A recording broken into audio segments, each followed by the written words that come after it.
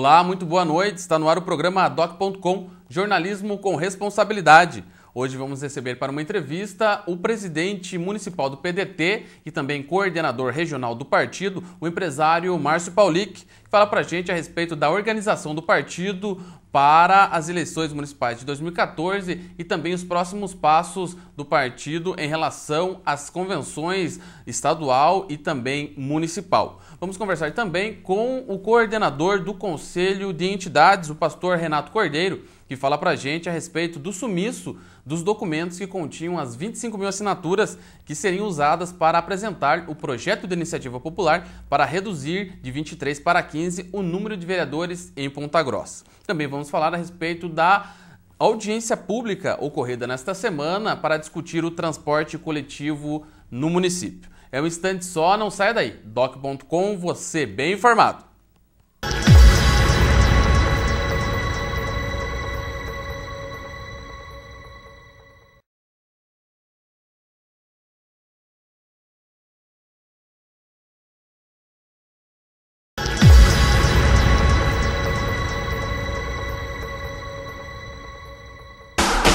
Destaques da semana. Estamos de volta com o programa Doc.com com os destaques desta semana.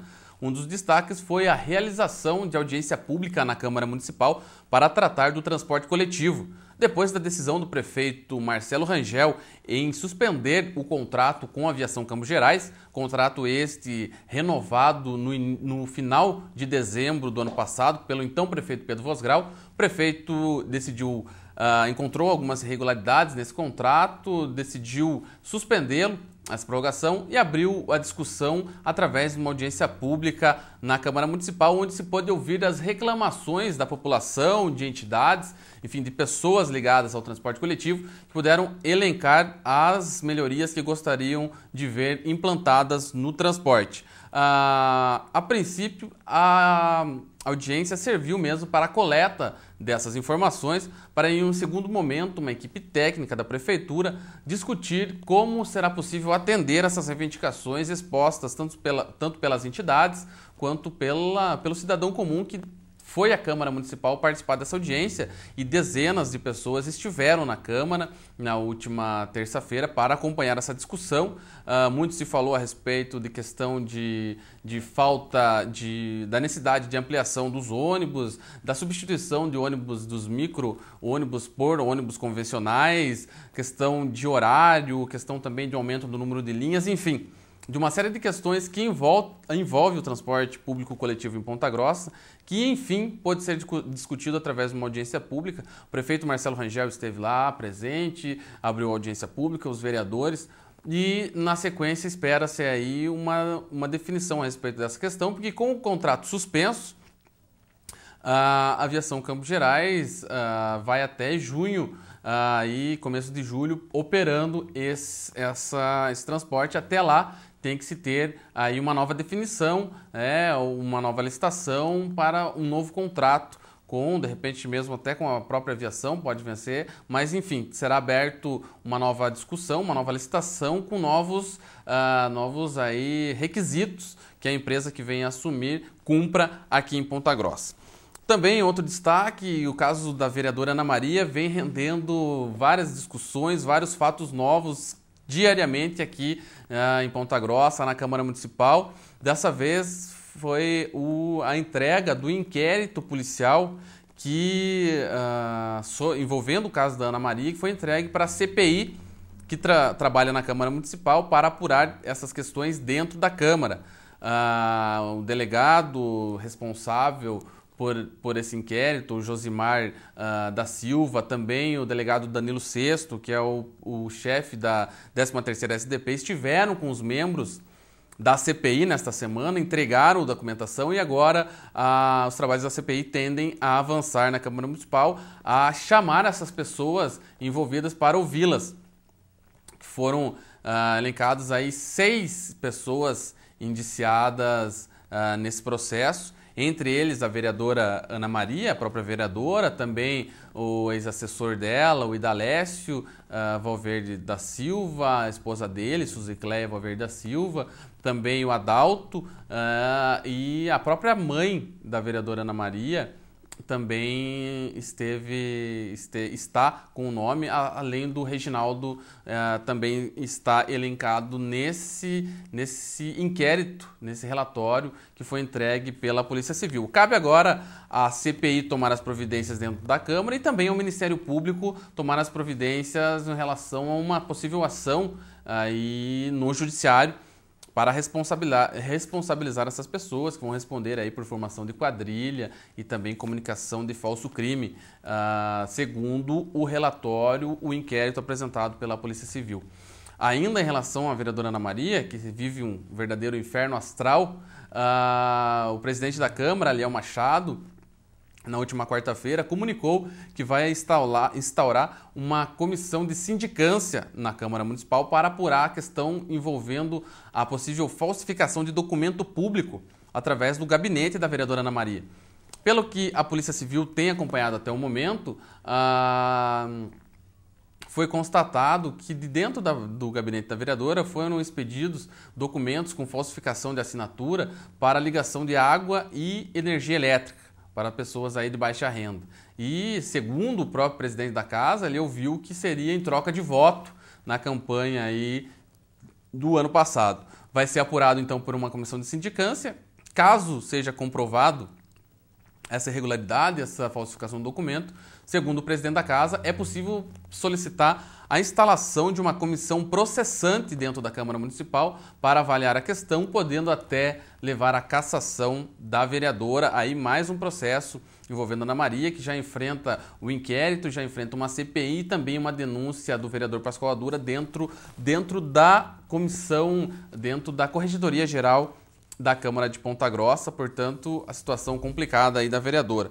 Outra questão que podemos destacar é uma briga pessoal aí envolvendo o vereador, o líder do governo, o Jorge Luiz de Oliveira, do PMN, e também Antônio Laroca Neto, do PDT, uma troca de farpas aí que vem se estendendo por várias sessões dentro da Câmara Municipal. Todo mundo sabe das desavenças anteriores, de eleições passadas entre Jorge e Laroca, e agora toda a sessão aí aflora uma discussão mais acirrada. Nenhum deixa por menos, e estamos presenciando, infelizmente, né, talvez a população, não seja de interesse da população ver esse tipo de coisa na Câmara Municipal, mas tem ocorrido aí corriqueiramente. Uma última informação no destaques dessa semana, que o projeto do governo estadual que tramita na Assembleia, que transforma o Hospital Regional de Ponta Grossa em Hospital Universitário Regional dos Campos Gerais, recebeu o parecer da Comissão de Constituição e Justiça na Assembleia e também, nesta semana, da Comissão de Finanças. Logo, logo deve entrar em plenário e deve ser aprovado esse projeto que, segundo os deputados, segundo o deputado Plauto, que tem defendido essa questão, pediu inclusive regime de urgência na tramitação na Assembleia, trata-se de um projeto que vai melhorar a estrutura do hospital regional, tornando um hospital universitário.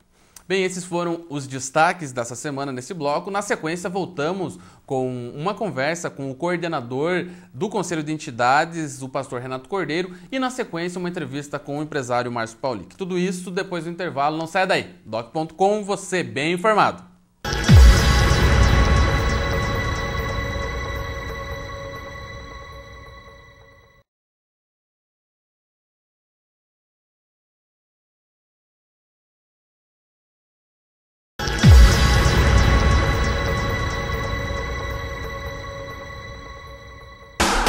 Entrevista. Estamos de volta com o programa Doc.com em uma conversa agora com o coordenador do Conselho de Entidades aqui de Ponta Grossa, o pastor Renato Cordeiro. Boa noite, pastor. Boa noite, Eduardo. Um prazer novamente estar com você no teu programa. Nós é que agradecemos aqui do programa Doc.com e, infelizmente, para falar sobre uma notícia triste hoje, né, pastor? O sumiço desses documentos que constavam as 25 mil assinaturas que avalizavam o projeto de iniciativa popular para a redução do número de vereadores de 23 para 15, né, e também interferir ali na questão orçamentária da Câmara. Conta pra gente como que aconteceu isso, quando que o Conselho, quando que a CPG se deu conta do sumiço, como que estava alojado esses documentos, né? O que aconteceu, porque todo mundo foi pego de surpresa, acredito que o próprio Conselho, o senhor também, né, com a informação de que sumiram esses documentos. Exatamente. Bom, veja bem, Eduardo, todos vocês acompanharam, a imprensa acompanhou, né, a própria população, desde quando começamos com esse movimento, né, em 2011, coletando as assinaturas, depois houve, né, toda essa coleta de assinatura pelo Conselho de Entidades, houve esse movimento, e naquela época foi-se elaborado o projeto, mas foi encontrado aqueles empecilhos na Câmara, né, por conta do regimento interno, que exigia assinatura que tivesse igual ao do título eleitor, cópia de eleitor, enfim. O que houve? Como não poderíamos protocolar o projeto naquela época, o Conselho, através da OAB, através do Conselho Estadual da OAB, sim, protocolou no tribunal, entrou com uma ação direta de inconstitucionalidade, questionando esses artigos que vedavam a entrada do projeto. O que aconteceu? A ação foi protocolada, foi dada entrada, num primeiro momento não teve a liminar, seguiu-se o trâmite da ação, só que a ação demorou um ano, foi se arrastando por quase 2 anos, né? Praticamente 2 anos.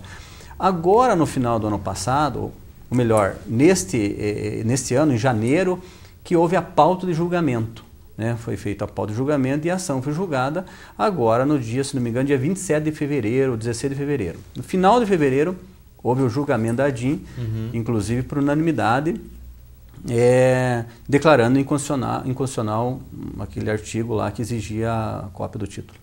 Bom, abriu-se o caminho para protocolar o projeto. O que aconteceu? Na sequência, nós fizemos uma reunião com o Conselho de Entidades justamente para deliberar sobre o dia, a data que iríamos entregar o projeto, né, na Câmara. Já era certo que o projeto ia ser protocolado. Sim, porque havia o aval do tribunal com a aprovação da ADIM. Exatamente. E além disso, Eduardo, mesmo quando houve o julgamento, antes mesmo do trânsito julgado da decisão do tribunal, nós fomos, eu e mais alguns membros do Conselho, comparecemos lá na Câmara de Vereadores, estivemos conversando com o presidente Eliel e expondo para ele e até pedindo, conversamos com ele e ele falou, não, nós não vamos, a Câmara não vai recorrer dessa decisão, então tão logo trânsito julgado, vocês podem apresentar o projeto e o projeto vai ter o trâmite normal. Ok.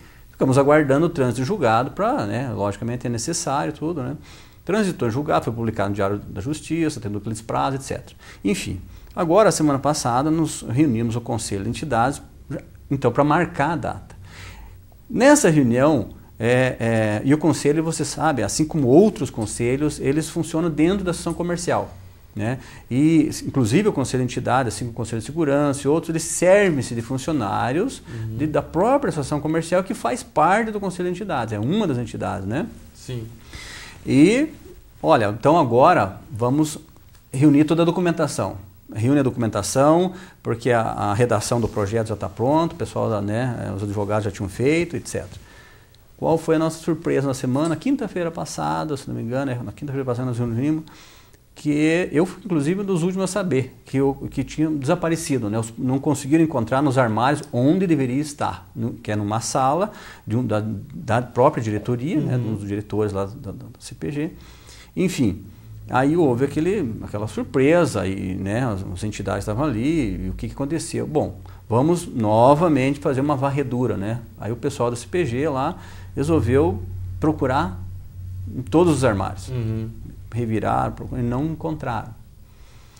O que nos levantou? Aí levantou uma suspeita, porque em setembro, dia 27 de setembro do ano passado, na madrugada para dia 27, entraram na CPG e reviraram vários documentos da CPG e não roubaram bens assim, materiais que tinha lá, laptop, etc.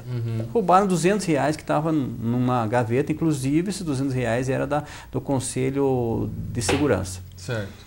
Bom, na época foi feito o boletim de ocorrência, etc. Mas como era uma sala onde eles reviraram, tinha vários documentos, inclusive documentos da CPG e contrato de fornecedor, etc. E os funcionários da época, isso que eles dizem, que eles verificaram aquilo lá e não foram documento por documento ver se tinham sido furtados. E parou por aqui, por ali. Então agora, o que acontece? A nossa suspeita recai sobre isso. Agora, nós não temos como dizer, não temos como afirmar se foi nesse furto, ou se aquilo foi para despistar. O fato é que essas assinaturas desapareceram de lá, né? E eram praticamente 25 mil assinaturas, eram três envelopes, né, grandes, que estavam bem guardados lá nos arquivos da CPG. Então, realmente, Eduardo, nós fomos tomados de surpresa, o Conselho se reuniu, todas as entidades se reuniram, e o que nós precisamos fazer agora? Deliberamos quais seriam agora os próximos passos, obviamente. Porque ficou um sentimento de frustração, né? Até por conta das pessoas que colocaram principalmente o nome nesse documento. Exatamente. E também pelo trabalho que foi feito. Eu lembro que foi lançado o movimento Cidadania em Ação, né? E que foi às ruas coletar essa documentação. Foi um árduo trabalho. Né? Enquanto o projeto que elevava o número de vereadores na Câmara estava em trâmite na Câmara, foi feita essa discussão, né? Ou seja, foi feito todo um trabalho para agora ser, na hora de apresentar toda a questão da DIN superada, a questão legal, na hora de apresentar, cadê as assinaturas? Né? Qual então, o senhor estava falando, qual será a postura adotada pelo Conselho de Entidades diante desse fato? Bom, veja bem, então diante desse fato tão lamentável, né, e a gente fica pensando a pessoa que fez isso, né, a maldade dessa pessoa de subtrair esses documentos, prejudicando, né, não só o Conselho, né, a imagem do Conselho, mas especialmente essas pessoas, né, todos que assinaram. Então, nos reunimos e qual foi a deliberação? Primeiro, nós temos duas alternativas para dar uma resposta à população para que esse projeto fosse protocolado, mesmo porque, como você disse, depois de um árduo trabalho, coleta, assinatura, etc. Deliberamos o seguinte: primeiro, em respeito à Câmara Municipal, em respeito aos vereadores, vamos conversar com a direção da Casa Legislativa, expor o problema e solicitar que eles, em respeito a essas 25 mil assinaturas, coloquem o projeto em discussão. Porque o projeto pode ser colocado por eles, vereadores, pelo menos oportunizando assim o debate. Certo. Coisa, Eduardo, que não aconteceu naquela época. Essa foi a principal reclamação na época. Né? Essa foi a principal reclamação. Da aprovação sem abrir uma audiência pública, sem abrir uma discussão mais ampla. Exatamente. Veja bem, hoje nós estamos numa outra realidade.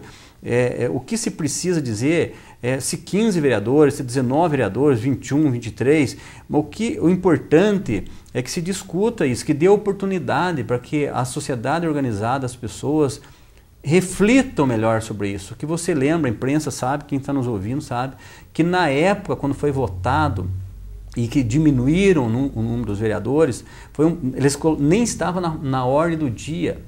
Esse projeto foi colocado ali na votação, não tinha ninguém em plenário lá assistindo, né? E passou, inclusive na época teve vereador que nem sabia que estava votando, foi divulgado isso, tem tudo, né? É só puxar os foi colocado os no dia da sessão, né? Exatamente. Foi solicitada a inclusão na pauta. Solicitada na pauta e foi votado. Não foi anunciado. Não foi anunciado. Então, o que a gente entende hoje é uma Câmara nova, renovada, já aumentou os vereadores, né? De repente hoje você pode até dizer, não, mas eu sou favorável, na época até era favorável a 15, hoje já pensando melhor só 19. O que nós queremos, a sociedade, eu acho que almeja isso, pelo menos essas pessoas que assinaram, é que o projeto seja discutido, transparente. Não queremos mais isso. Mais do que seja isso. para aprovar ou para reprovar. Mas que dê oportunidade, que apresente números técnicos, que estude, que se debata o assunto a respeito dos vereadores e a respeito do orçamento da Câmara. Certo. Só isso. O que não pode acontecer é abortar o processo depois de tanto caminhar, de coletar assinatura, buscar na justiça, envolvendo, né, os conselheiros estaduais da OAB, né, para que entrasse na justiça, você tem uma decisão e agora você fica amarrado. Então eu penso, Eduardo, e nós conversamos com o Aliel, e com alguns vereadores, e estou aguardando, estou assim, na esperança de que eles se sensibilizem e coloquem isso em votação, né, em respeito a essas assinaturas, né? E porque se não acontecer isso, nós, para dar uma resposta para a sociedade, lógico, e dentro daquilo que o Conselho se propôs, vai ter que buscar novamente assinaturas, o que evidentemente é um desgaste, mais um embate. Eu não vejo necessidade, é uma questão de bom senso. Ou seja, teria que ter bom senso dos vereadores.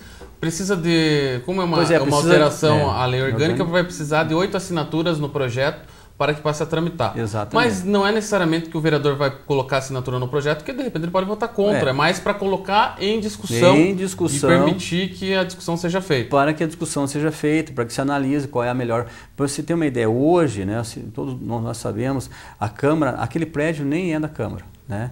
É incomodado por prefeitura. Tem vereador lá que não tem nenhum espaço dele ficar. Então é um problema sério, né? Por que a sociedade, por que a Câmara, a própria sociedade não se organiza no sentido de que futuramente a Câmara tenha um local que possa realmente dar essa resposta que todos nós precisamos, eles são nossos representantes dentro da sociedade, um local que realmente seja, né, apropriado, né? Então essas coisas que eu entendo que, obviamente os vereadores lá estão nos representando, mas a sociedade tem participação, aquilo é uma casa popular. Então o que nós queremos é isso, é que a discussão se reabra em respeito a todo aquele trabalho que foi feito, em respeito a essas pessoas que ansiaram. Segunda coisa que precisa ser esclarecida, Eduardo, veja bem, as pessoas me perguntam, algumas pessoas, mas por que vocês, se eventualmente esse furto aconteceu no final de setembro, por que vocês só foram dar conta desses documentos que agora? Sim. Veja bem, nós não precisávamos desse documento na época. Inclusive, nessa época do ano passado, nós estávamos em época de eleição. Você lembra, eu estive aqui, nós estávamos, o Conselho de Entidades, o Conselho de Segurança, o Movimento de Combate à Corrupção Eleitoral, o Ministério Público, focado nas eleições em relação àquela lei de compra de voto, fizemos uma campanha educativa. Então, nós estávamos focados naquilo e estávamos focados na segurança pública. Naquela época, inclusive, um dia antes desse furto, nós tivemos uma reunião na Associação Comercial discutindo a segurança pública da cidade. Tinha muita gente lá, houve uma discussão, inclusive, se iam fazer um movimento nas ruas, reivindicando mais policiais, etc. Inclusive, a deliberação naquela época era que não deveríamos fazer por conta do momento político, para não ficar parecendo que era algo político desse ou daquele candidato. Então nós não estávamos focados neste projeto que hoje, porque a DIN sequer tinha pauta de julgamento. Sim. Então, evidentemente que agora que nós fomos buscar os documentos, porque agora que nós precisávamos dele. Agora, veja bem, então tomamos conhecimento agora que realmente desapareceu. O que fizemos? Já imediatamente foi comunicado à Polícia Civil, já está tomando depoimento, já tomou depoimento de funcionário da CPG, porque esses documentos sumiram de lá, alguém que sabia, tinha acesso aos documentos. Então, agora está sob investigação. Então, o que nós queremos? Que isso se esclareça, né? Venha à luz, né? Se eventualmente quem foi, nós não podemos dizer, nós não temos como afirmar, né? E esperar que nós tenhamos uma melhor solução, e a melhor solução hoje, o bom senso indica que o ideal seria os próprios vereadores colocar em discussão. Na segunda-feira vai ter uma reunião do Conselho para tratar de questões relacionadas a esse assunto? Não, nós estamos aguardando uma posição dos vereadores, da Câmara. Para dizer se eles partem deles no projeto exatamente, ou não. Né? E deixar, né, bem claro que nós do Conselho de Entidades, o Conselho de Entidades é formado por 42 entidades, das quais, inclusive, mais de 22 assinaram documento, né, com essas decisões, né, e são entidades sérias, representativas da sociedade, que têm um objetivo comum de trazer o melhor para a cidade, pensar no melhor para a cidade. Então, é nesse sentido. Então, vamos aguardar, esperar que o bom senso prevaleça e que isso volte à discussão, para que, pelo menos, nós vivemos num Estado democrático, né? E eu acho que as pessoas têm o direito de pensar diferente, né? Sim. Não são obrigados a concordar com isso. Nesse momento não é o mérito que vai ser discutido, é colocação do projeto em discussão. Colocação do projeto em discussão. Segundo momento, avaliar se vale a pena ou não. Ter 23, 15, 19, de repente, outro número. E orçamento também e tal, né? Ontem, por exemplo, na conversa com o presidente, ele me disse que, se não me engano, no mês passado, ele conseguiu, com os 23 vereadores, usar 2,4% do orçamento. Então, mas se 2 é inviável, 3, 4... Outro detalhe, o projeto sendo colocado em pauta, é a possibilidade de ter emendas. Sim. Justamente para abrir a discussão. Então, eu penso que as casas legislativas, elas precisam, né, todos nós precisamos ter esse acesso, né, porque as coisas sejam amplamente debatidas, né, e essa variedade de ideias, de opiniões, que é importante, faz parte da democracia. Ok, então eu gostaria de agradecer novamente sua presença aqui no programa Doc.com, falando de um assunto relevante como este, e esperamos aí o bom senso dos vereadores para que apresentem, né, partindo deles mesmo, o projeto, tendo em vista que continha essas 25 mil assinaturas, só não tem mais documentado, porque infelizmente teve um ato criminoso que presume-se, né, que sumiu aí esse documento da CPG, né, mas esperamos aí que tenha um bom desenrolar esse fato. Muito obrigado, era isso, todos nós esperamos. Obrigado pela oportunidade. Tá certo, então, esta foi a conversa com o coordenador do Conselho de Entidades de Ponta Grossa, pastor Renato Cordeiro, falando a respeito da questão que envolve o sumiço das assinaturas do projeto de iniciativa popular que pretendia ser levado à Câmara para discutir-se aí o número de vereadores em Ponta Grossa. Vamos para um rápido intervalo. Na sequência, voltamos com uma entrevista com o empresário Márcio Paulic, que é presidente do PDT local e coordenador regional do partido. É um instante só, não saia daí. Doc.com, você bem informado.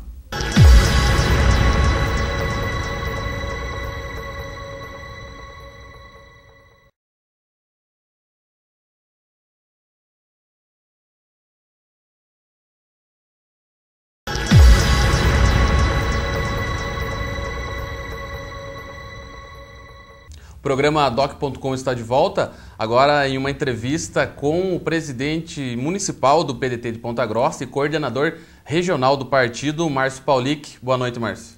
Boa noite, Eduardo. Boa noite a todos os amigos da TV Vila Vera.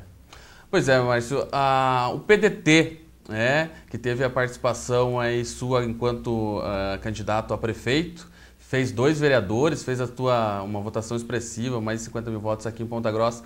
Como que ele está se articulando aí para não deixar a peteca cair, né? Deixar o partido bem estruturado aí para as próximas eleições? Eu sei que você esteve em Brasília recentemente, fazendo uma articulação política, né? Teve um encontro nacional do partido. Conta um pouco para a gente como que está essa questão. É verdade, Eduardo. Nós tivemos há 2 semanas atrás um encontro nacional, o qual foi definida a nova chapa, ao qual eu também agora pertenço a esse diretório nacional. E lá se definiu algumas datas para os estaduais, que serão em maio. E nós definimos que logo após o estadual nós poderemos fazer o nosso municipal. E vamos fazer uma grande convenção regional aqui na cidade de Ponta Grossa, já com a presença do nosso prefeito de Curitiba, que é o Gustavo Fruit. Nós temos também alguns deputados federais que são de outros estados, porque o PDT não tem um deputado federal aqui no Paraná, mas temos alguns que são conhecidos até pelo exemplo de governança, como nós temos lá o Regufe, que ele tem um grande exemplo para dar sobre o uso digamos ali do erário público.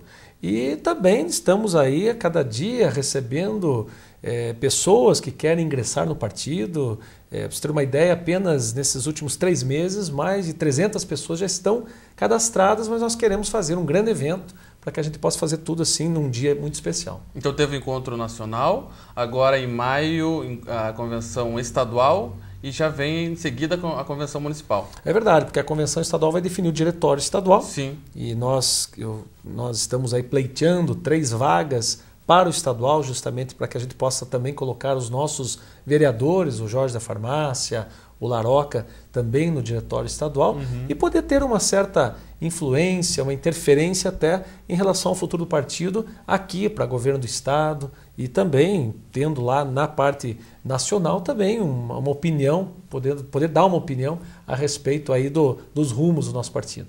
Certo. E aproveitando essa viagem ao Brasil, eu sei que você esteve em alguns gabinetes, né, de senadores e deputados, logicamente reivindicando algumas coisas para o município, para a região. Conta um pouco de como foi essa conversa. Olha, Eduardo, é interessante a sua pergunta, porque antes de, vamos dizer, ser político, né, partidário, nós somos sempre políticos. Eu, durante 12 anos, trabalhei no associativismo, na ação comercial, e sempre pedindo, né, sempre requisitando conquistas aqui para a nossa região, com todos os grupos aqui. E agora, após as eleições, eu consegui fortalecer, porque eu tive uma vitória política, vamos dizer assim. Nós conseguimos fortalecer muito o nosso partido e essa representatividade de uma nova geração de políticos que estão vindo aí. E nós estamos usando essa influência lá junto ao governo federal, que é justamente a base do nosso partido. Então nós temos visitado ministérios, senadores, deputados federais e tentando trazer o máximo possível de emendas, de propostas, como é o caso lá com o próprio deputado federal André Vargas, que hoje é vice-presidente da Câmara Federal, né, da Câmara dos Deputados. Nós fizemos alguns pedidos interessantes, como a parte das cidades digitais, que é colocar o Wi-Fi, né, a internet de graça em algumas cidades do interior, também com o senador Sérgio Souza, as câmaras de segurança em algumas cidades do interior, e também em relação ao próprio deputado federal João Arruda. Nós fizemos um pedido específico aqui para o Hospital da Criança, que é um tomógrafo, e também uma nova UPA para a região dos Campos Gerais, além da UPA de Ponta Grossa, que a princípio parece que tem que ainda orçar os equipamentos ou algumas questões que nós estamos levantando. Que até o momento a UPA de Ponta Grossa tem a instalação física, mas quem toca, quem vai operar lá dentro, vai com certeza precisar de apoio do governo federal para subsidiar, porque é um custo, se eu não me engano, de cerca de 500 mil mês, né, lá. E todo o contato em Brasília, no sentido de viabilizar esse recurso, é bem-vindo, né? A UPA ela recebe R$250 mil por mês do governo federal. Ela paga praticamente metade dos custos aqui. Mas ainda tem, não apenas as contratações de médicos, que é do governo municipal, onde parte do pagamento é federal, mas tem ali todo o recheio, né? Nós temos todos os equipamentos que precisam ser colocados e que precisa dar um certo grau de emergência, né? Porque senão daqui a pouco a UPA fica naquela mesma situação do Hospital Regional, que completou dia 1º de abril 3 anos e ainda não está efetivamente funcionando a sua capacidade total. Pois é. Questão também, o Jornal da Manhã noticiou, alguns outros meios de comunicação noticiaram nesta sexta-feira, a questão da Transbrasiliana, né? Agora parece que concretizando a licitação no investimento aí de mais de 100 milhões para ligar aí o trecho que falta e que vai beneficiar a região. Conta um pouquinho dessa história para nós. Olha, Eduardo, nós estivemos em Brasília e lá no gabinete da Casa Civil, né, a ministra Gleisi me passou algumas informações e nós fomos ali no DENIT, na superintendência do DENIT em Curitiba, para ver uma situação que é sobre a BR 522, que se chama, ela é um complemento da chamada Transboiadeira, que vem lá do norte, que é uma BR que ela sai daqui das 376 e chega em Ivaí, e aí não tem mais pavimentação. E nós fomos ver se existe a possibilidade de colocar no PAC essa pavimentação de Ivaí até a região de Três Bicos, que fica na rodovia ali na região de Candeabreu, que vai para a reserva. Então o pessoal que vem do norte, muitas vezes tem que ir ali por Candeabreu, reserva, pegar a BR para chegar em Ponta Grossa, por exemplo, ou seguir viagem. E por ali vai poder, pela Transboiadeira. E aí nós tivemos a informação de que a 153, que é a Transbrasiliana, que falta esses 50 quilômetros, o processo de licitação dos pedidos de execução foram realizados e que já tem data marcada para voltar ali as obras, que vai do Alto do Amparo até Imbituva, passa por Ipiranga. Então ontem até tivemos o orgulho de poder apresentar que esse pleito vai ser agora colocado em prática. Inclusive estava com o prefeito de Ipiranga, estava com a presidenta da MCG, que hoje é também a prefeita de Tibagi, a Ângela, e coincidentemente estavam comigo porque nós estávamos lançando ali do Instituto Mundo Melhor, o Jovem Mãe, que a gente trabalha com as 20 e tantas cidades. E aproveitamos e mostramos ali, e inclusive vai ter um desvio antes de chegar em Imbituva, que ele vai entrar justamente, vai fazer um trevo na 522, para que ela possa atravessar por fora de Imbituva e chegar em Imbituva sem ter que necessariamente ir por dentro da cidade. E claro, isso é uma informação. Importante relembrar que quem trabalhou muito nesse processo da conquista da Transbrasiliana foi o então ministro do Planejamento, né, o Paulo Bernardo, o João Barbeiro, o Neuri Tigrão, os prefeitos da região. Eu mesmo falei ontem lá com o time Léo, que também trabalhou muito sobre isso. Outros ex-prefeitos. É importante, né, que se acredite a toda uma população, a todos os representantes políticos e da sociedade civil organizada que batalharam e trouxe essa informação. Então é importantíssimo porque a região dos Campos Gerais ela ficou por um tempo esquecida.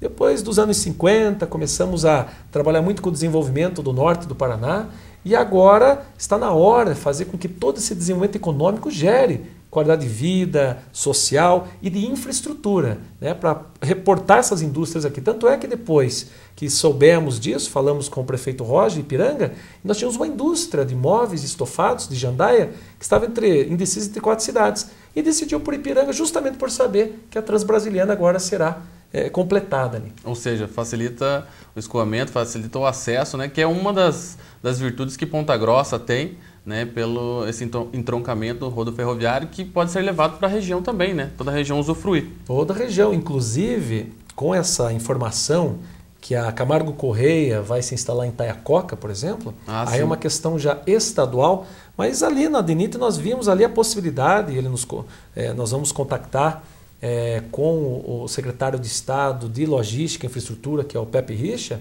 sobre a retomada da 090, que é aquela rodovia que sai ali de Castro, né, e que vem lá também lá de cima, passa por Piraí e tal, mas ali ela vai até, no máximo, até, se não me engano, o Socavão, o Abapã, que até o Exército Brasileiro ajudou ali na pavimentação. Ainda tem 48 quilômetros para chegar na rodovia do Cerne, lá em Curitiba.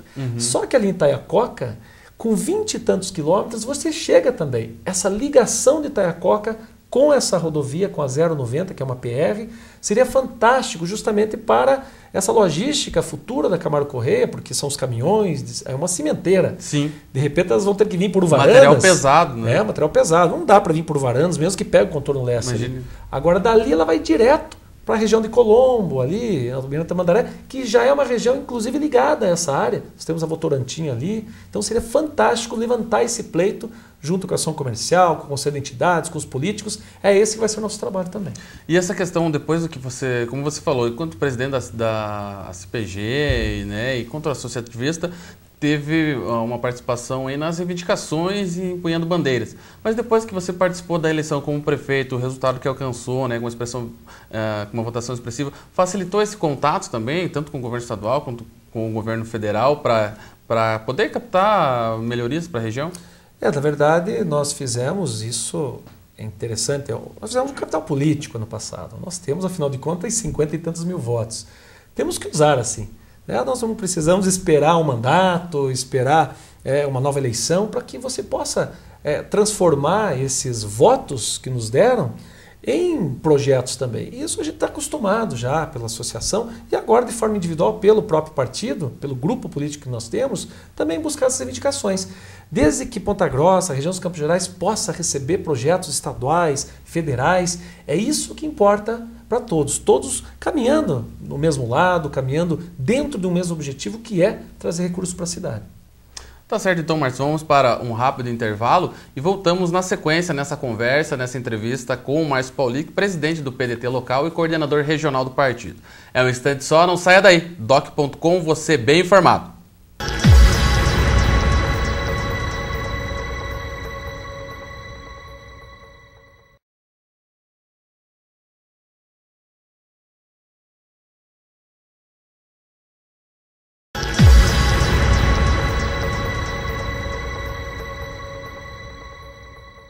Estamos de volta com o programa Doc.com na sequência da entrevista com o empresário Márcio Paulic, presidente do PDT local e também coordenador regional do partido.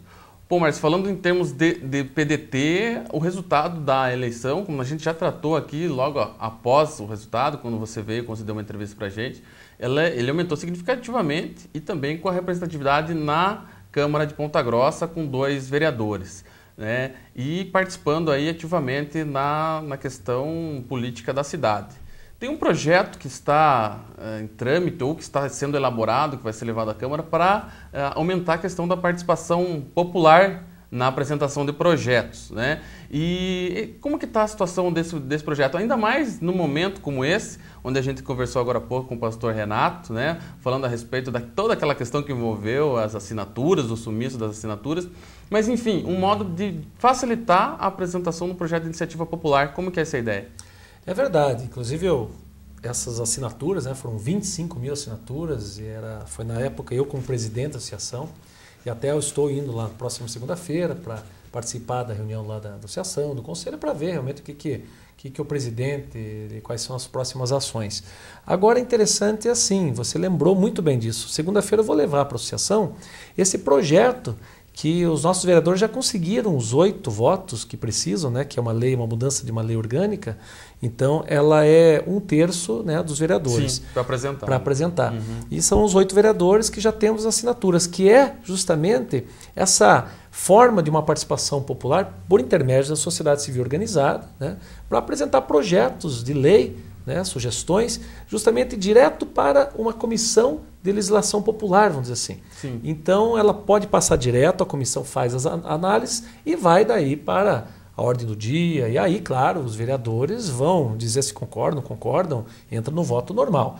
Mas interessante porque as entidades poderão apresentar de forma mais rápida, menos burocrática e talvez até lá exista até as possibilidades do regimento interno da Câmara já possa estar sendo modificado, como é o caso lá daquela situação de pedir a cópia do título de eleitor, né? Quer dizer, aquilo ali já é justamente para não conseguir essa iniciativa da população de participar. Então, nós vamos apresentar isso ali para a ação comercial agora, e eu tenho certeza que nas próximas semanas ela já poderá ser votada. E formaria uma comissão permanente, como tem hoje? Como é a comissão. E essa iniciativa, que seria levada por uma entidade ou por da sociedade civil organizada, esses vereadores sim, analisariam e poderia a própria comissão apresentar o projeto. Isso, exatamente. Facilitando essa questão de coleta de assinaturas, não precisaria passar por isso. Exatamente. Existe a questão das leis de iniciativa popular, que precisa ainda dos 5% dos eleitores terem, ou da população, mas é dos eleitores. Mais ou menos aqui em Ponta Grossa, 10 mil assinaturas para passar uma lei de iniciativa popular. Mas existem outras tantas que podem ser colocadas. Vou dar um exemplo de uma, por exemplo, que eu acho fantástica e que algumas cidades do interior já estão tendo. Ponta Grossa recolhe, são mais ou menos 54 empresas que têm lucro real, mais de 3 milhões e 700 mil poderia ser usado para a Lei Rouanet. Só que essas empresas, muitas delas acabam usando, porque muitas são multinacionais, em projetos das suas cidades matrizes, lá de São Paulo, Rio de Janeiro, porque lá se tem aí, digamos, uma produção cultural maior de projetos, né? E, de repente, aqui pode-se as entidades pedir para que essa Lei Rouanet seja aplicada onde é o CNPJ daquela indústria, que seria Ponta Grossa. Quer dizer, onde se produz, é aqui que também se teria o direito a usar essa elisão fiscal, vamos dizer assim, esse incentivo fiscal para a cultura ou até, às vezes, para o esporte de Ponta Grossa. E isso pode vir de uma entidade filantrópica da cidade, uma entidade cultural, esportiva, desde que ela tenha estatuto e tudo certinho. Então isso é uma evolução, uma revolução muito grande dessa participação popular. E é isso que o PDT trabalha com essa bandeira. Eu tenho certeza que nossos 2 vereadores estão muito empenhados nessa situação. E aproveitando o gancho dessa discussão de apresentação de projetos, você é uma das pessoas que deve ter lamentado bastante essa questão envolvendo o sumiço dessas 25 mil assinaturas, porque você estava à frente da CPG, da presidência da CPG, enquanto foi lançado o movimento Cidadania em Ação, se eu não me engano, era o nome da Cidadania em Ação, que captou atingiu mais do que o dobro do necessário, mas agora sumiu, né? O que você achou dessa questão? E outra coisa, você acredita que esse é o momento de voltar a se tratar desse assunto de aumento do número de vereadores ou não? Olha, particularmente eu sempre fui a favor de 15 vereadores, sempre deixei claro o porquê. Nós que fomentamos essa questão ano retrasado. Justamente porque é um custo de quase 12 milhões de reais a mais. E eu sempre falava, no momento que outras áreas são importantes, né? Como a área de saúde, a área de segurança. Nós imaginamos aí 12 milhões de reais sendo usados, por exemplo, na área de saúde. Quantas consultas poderiam ser feitas? Mais ou menos aquela questão da devolução do dinheiro da Assembleia, que foi para a saúde, veio até para o hospital regional. Quase 100 milhões de reais serão devolvidos aí em 4 anos pela Assembleia. Isso é muito importante, ter essa economia. Agora tem aquela questão do aumento da representatividade. Ainda nós estamos muito ainda 3 meses, não dá para ter uma análise se 23 vereadores aumenta essa representatividade, se aumenta as discussões e tal. Vamos analisar nesses próximos meses. Mas eu acho que agora é um novo passo, tem outras coisas para ser debatidas sobre essas questões de custos, esse acompanhamento mais próximo das ações do poder público e também agora esse ano, que não é um ano eleitoral, seria interessante aquilo que o Conselho de Entidades fez no seu primeiro ano, que é chamar os deputados, os senadores, quem sabe o próprio governador, para vir aqui e expor o que ele já conseguiu das suas promessas, das suas emendas. Acho que é muito importante nesse momento a cobrança dos nossos representantes políticos que foram eleitos já há praticamente 3 anos. E Márcio, 2 perguntas que eu não poderia deixar de fazer para você também aqui no programa Doc.com. Primeiro é a questão do governo municipal. Agora, no próximo dia 10, né, quinta-feira da semana que vem, se eu não me engano, completa 100 dias de governo do governo Marcelo Rangel, que foi seu oponente durante a eleição do ano passado. Como é que você está avaliando esse início de governo? Né? Qual que é a sua visão desse governo do prefeito Marcelo Rangel? Olha, o Marcelo, nós fizemos parte do mesmo grupo em 2006, 2008, né? Eu tive a oportunidade de coordenar a campanha do Sandro, em 2010 também, não coordenei, mas estava muito presente ali na campanha para deputado estadual, federal.